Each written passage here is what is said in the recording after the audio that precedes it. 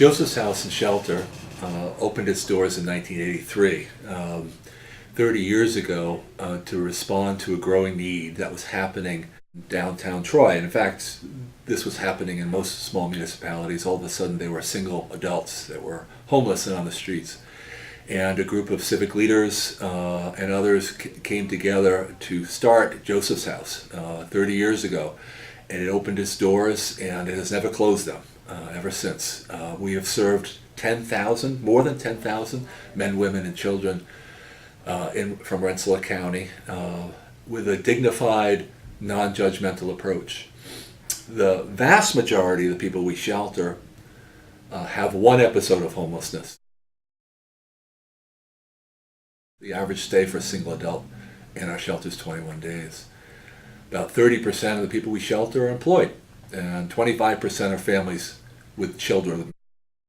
A smaller but more pervasive segment of the population we serve, have multiple and prolonged homeless stays. They're single adults coping with a variety of disabilities, psychiatric, alcoholism, other addictions, developmental disabilities, other kind of catastrophic illnesses. These are the most vulnerable in our communities. These individuals are considered chronically homeless. They're having at least one stay more than a year, or they have 4 or more stays over a brief amount of time, 3 years or so. These individuals are typically extraordinarily expensive for the community. They're living hard on the streets. They're frequently going to the emergency room, hospital, psychiatric care, detox, rehabs. They're having police and emergency services, ambulance services involved in their life, and often jail and court. And they're very expensive for local taxpayers.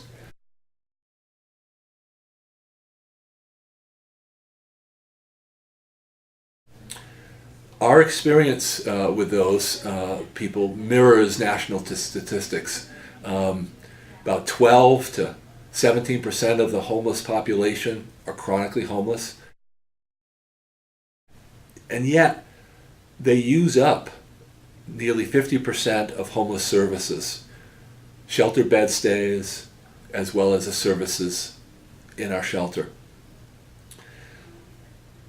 Municipalities, as well, including Rensselaer County and Troy, got committees together to address this growing need of a subpopulation, costing a great amount to the community. And it developed a 10-year plan to end chronic homelessness. In 2006, Rensselaer County signed its 10-year plan to end homelessness with civic leaders, social service leaders, including the city of Troy, and the then mayor at the time, who endorsed a plan that was two-pronged: prevention and development of new housing for those who are chronic homeless, looking at housing as a solution to homelessness. And the model that Joseph's House has employed is called Housing First.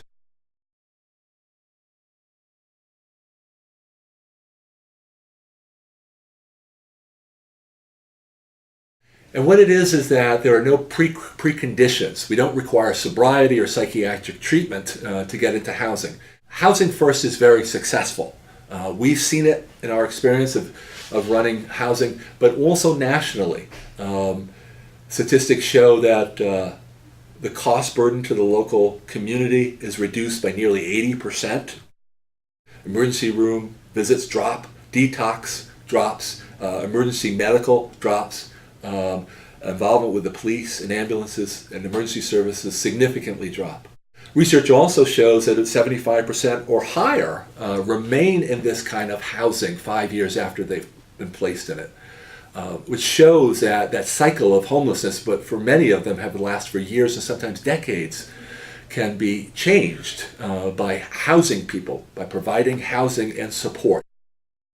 Research shows that those who have substance abuse problems, and particularly alcoholism, reduce their consumption of alcohol 40% 2 years after moving in. And that statistic is actually sustained over the long haul. The longer somebody stays, the less they end up drinking. We believe that Housing First is a humane and cost-effective approach to a large social problem, the problem of chronic homelessness. Joseph's House has had 18 years of experience running 3 programs, one called the Lansing Inn in Lansingburg, another called the Hill Street Inn, and a third, which is a scattered apartment program for families with a head of household who has children, who has minor children, is coping with some sort of disability. We have about 30 apartments scattered throughout Troy in that program. And all of them have had significant successes. The statistics I cited previously in national surveys are mirrored in our programs, the successes in our program as well. Although each of our programs have been met with original skepticism, none of the community's worst fears have been realized. We are not as disruptive as people imagine our programs would be. And in fact, several people have come up to us a year or 2 years after we've built them and talked about how we've enhanced the neighborhood, how we've helped reduce crime, how we've stabilized a community, how our 24-hour staffing and programs help to integrate the community a little more. And we're hoping that the next project will also have that result. Our newest project, our newest proposal, is a Housing First program specifically designed for people with chronic alcohol addictions or late-stage alcoholism.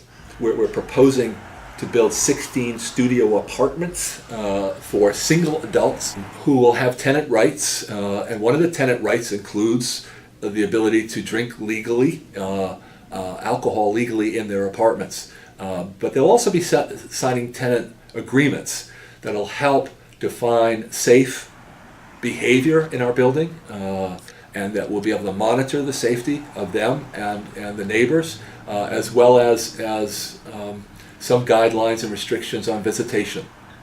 We also included in that tenant agreement will be a process for evicting problem tenants. We're confident that Joseph's House can operate a quality program that can meet the needs of individuals without major disruptions to the community. We've seen it in the other programs that we've run, and we believe that Housing First is a humane and cost-effective and enhancing program both for individuals and the community.